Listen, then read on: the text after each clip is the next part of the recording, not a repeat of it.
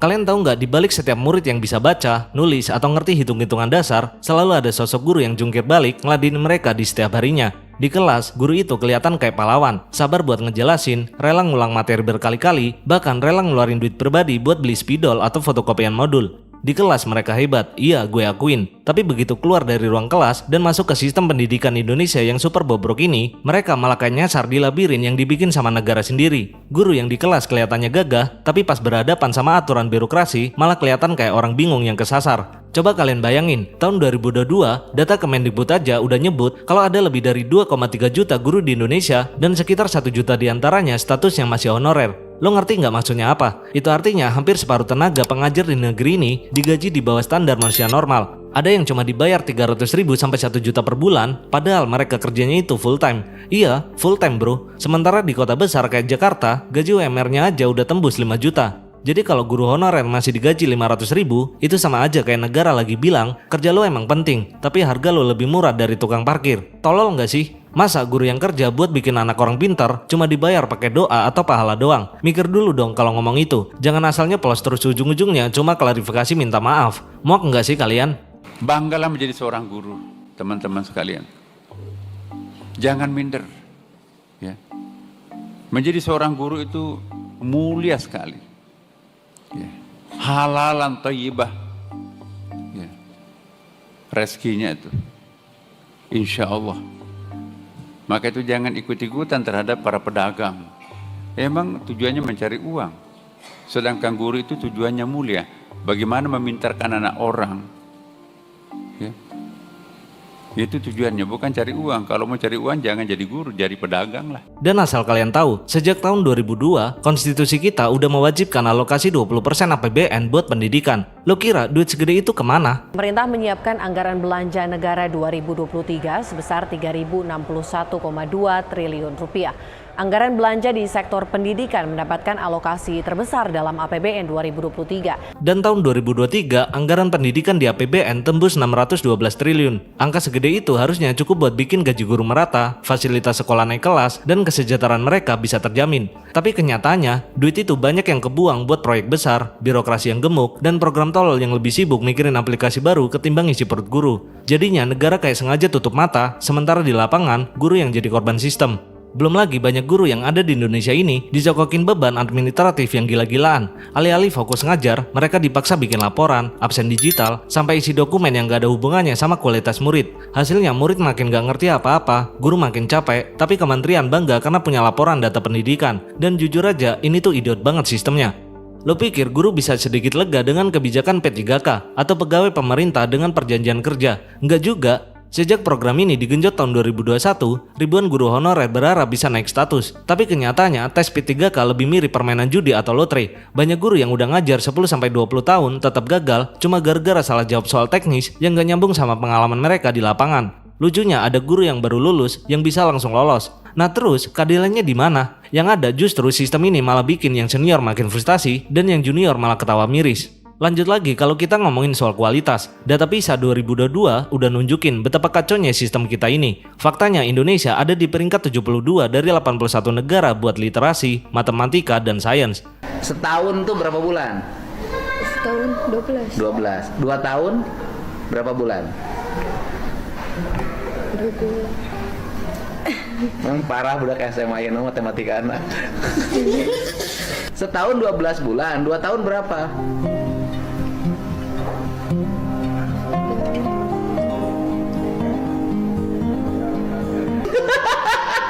Lo bayangin, udah 20 tahun lebih negara ini teriak-teriak reformasi pendidikan, tapi hasilnya kita masih jeblok kayak anak yang malas belajar. Dan lagi-lagi, siapa yang disalahin? Guru, padahal masalah utamanya ada di kebijakan bego yang cuma bikin aturan tapi nggak ngerti realita di lapangan.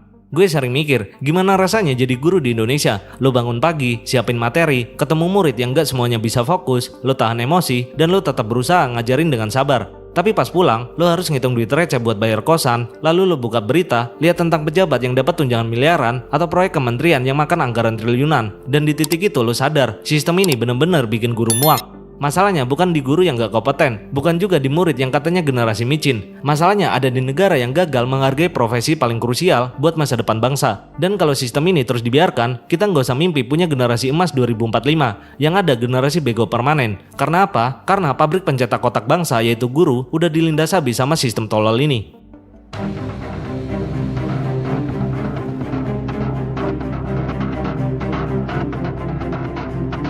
Kalian sadar nggak sih, profesi guru di Indonesia itu kayak dipaksa masuk ke mesin produksi massal yang udah rusak dari awal. Mesin yang bukannya bikin kualitas guru naik, tapi malah ngegiling harga diri mereka sampai jadi murah banget. Negara ini dengan entengnya bikin guru seolah-olah profesi kelas 2, padahal di mulut mereka sendiri, guru disebut pahlawan tanpa tanda jasa. Pahlawan apaan kalau realitanya diperlakukan kayak buruh kontrak murahan? Lihat aja gimana status kepegawaian guru, dibikin ribet setengah mati. Ada PNS, ada P3K, ada honorer. Yang honorer jumlahnya hampir 1 juta orang masih digaji di bawah UMR. Parahnya lagi ada yang cuma 300.000 per bulan. Itu bahkan lebih murah dari harga iPhone bekas yang dijual di toko online. Bego banget kan?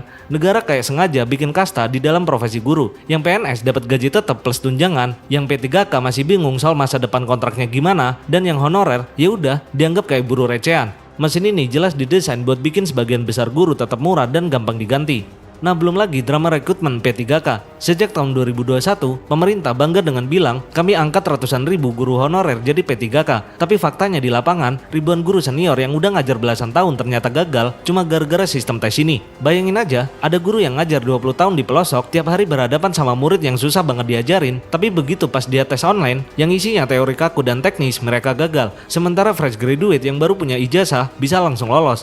Apa ini adil? Enggak. Ini mesin birokrasi tolol yang gak ngerti bedanya pengalaman lapangan sama hafalan.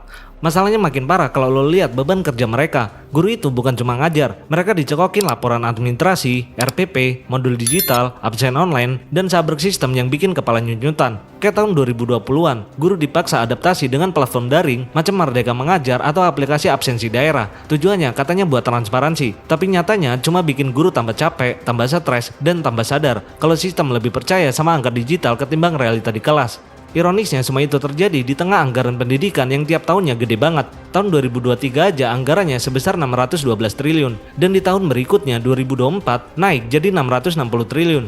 Duit segede itu kalau benar-benar dialokasikan buat kesejahteraan guru, gue yakin masalahnya bisa selesai. Tapi mesin birokrasinya kebanyakan makan anggaran di tengah jalan, buat rapat, buat perjalanan dinas, dan buat proyek yang ujung-ujungnya mangkrak. Makanya guru cuma kebagian sisanya. Jadi kalau ada yang bilang, loh kita kan udah 20% APBN buat pendidikan. Gue cuma bisa bilang, iya, tapi 20% itu bukan buat guru, tapi buat ngasih makan mesin birokrasi yang rakus dan mata duitan.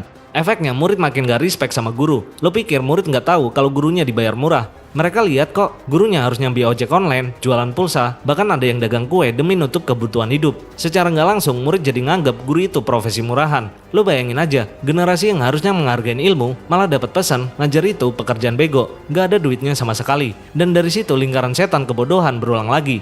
Makanya gue bilang mesin pendidikan kita sekarang ini bisa dibilang tolol. Guru yang harusnya jadi ujung tombak malah dijadiin korban.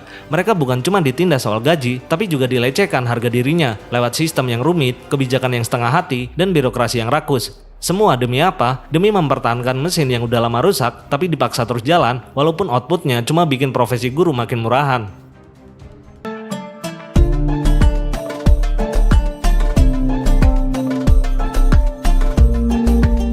Kalau lo udah dengerin dari awal, lo pasti sadar kalau masalah guru di Indonesia ini bukan cuma soal gaji receh atau sistem yang ribet. Masalahnya ada di mesin negara yang udah lama jalan pakai logika tolol. Mesin yang bikin guru kelihatan murahan, padahal mereka itu fondasi masa depan bangsa. Jadi sekarang gue nggak mau lagi cuma ngedumel. Nah di sini gue mau kasih 3 kunci yang kalau nggak dijalanin siap-siap aja. 2045 yang lo bangga-banggain itu cuma jadi parade generasi bego. Kunci pertama, bayar guru dengan harga manusia bukan robot. Gue nggak peduli mau pakai label PNS, P3K atau apapun itu, semua guru harus digaji minimal sesuai UMR, bahkan lebih. Lo tahu kan tahun 2024 aja UMR DKI Jakarta udah tembus 5 juta. Masa iya guru honorer di ibu kota masih ada yang cuma dibayar 1 juta? Itu jelas-jelas penghinaan terang-terangan. Jadi kalau negara masih bangga bilang 20% APBN buat pendidikan, pastiin dulu 20% itu nyampe ke kantong guru, bukan nyangkut di meja pejabat yang rakus atau habis buat rapat tolol di hotel bintang 5. Kunci kedua, potong rantai birokrasi bego. Lo sadar nggak? Guru kita itu nggak butuh aplikasi absensi online yang suka error. Yang mereka butuh adalah waktu buat fokus ngajar.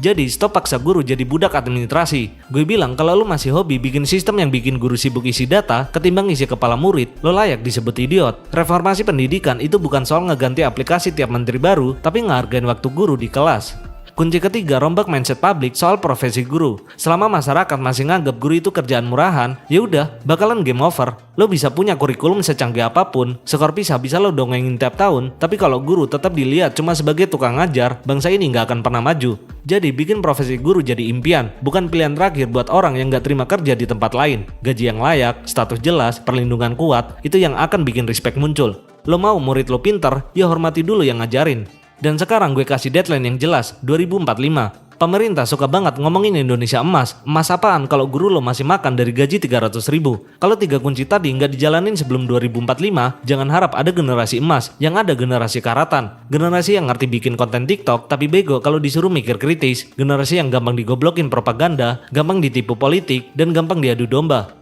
Jadi ini kesimpulannya, kalau lo terus bikin guru jadi korban mesin murahan, lo sama aja lagi bikin bom waktu buat bangsa sendiri. Dan ketika bom itu meledak, jangan salahin murid, jangan salahin guru, tapi salahin sistem tolol yang lo pelihara sendiri bertahun-tahun. Karena bangsa ini cuma akan secerdas cara kita menghargai guru, titik.